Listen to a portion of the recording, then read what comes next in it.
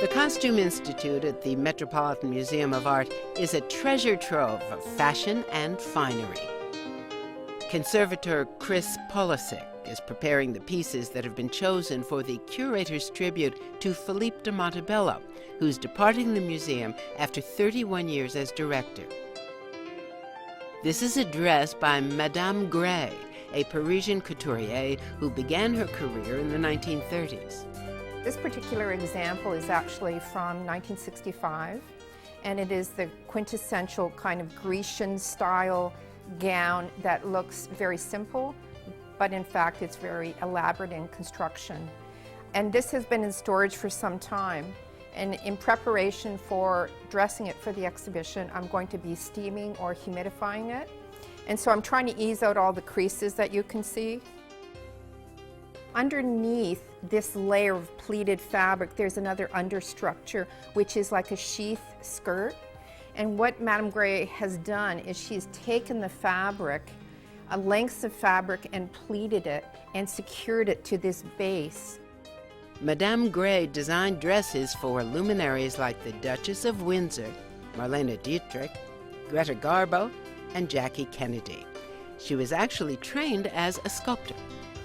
This drape, it's draped along the front here in panels and secured along the waistband, and this over shoulder is very, very much like Roman or Greek statuary of the period. I think it must have made the woman look really gorgeous and feel really beautiful in it, because she had this kind of long, sinuous body and this drapery kind of floating after her. Another magnificent work is this gold lame dress from the 1920s. It's a signature piece by French designer Paul Poiret, famous for freeing women's bodies from restricting corsets and tailored construction. It must have looked like liquid gold on the body. On the inside, you can see the fragmented silk is fractured because it's weighted silk.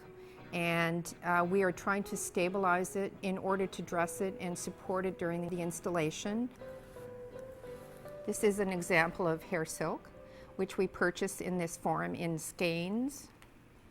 And what we do is we actually braid it up into lengths so we can use it for stitching. So once we've made these braids, we then dye it to match whatever we're working on. And then we would take one of the filaments, which is actually two thin threads, and stitch with this very fine filament. Another thing that's really interesting about this piece on the interior waistband is actually an example of Paul Poiret's label with his signature rose, Paul Poiret à Paris. And this is very important in the documentation of pieces. On my right is an example of the quintessential Poiret cocoon coat from 1919. This is actually an interesting piece because it is one length of fabric, and that has been seamed, and it has this very open cocoony shape, and it would have just slithered on the body and been worn close to shape and just dragged along the ground. So this is very classic of what Poiret is associated with and known for. Signature pieces from a signature collection. And by the time they are exhibited, they are perfectly preserved examples of the artistry they embody.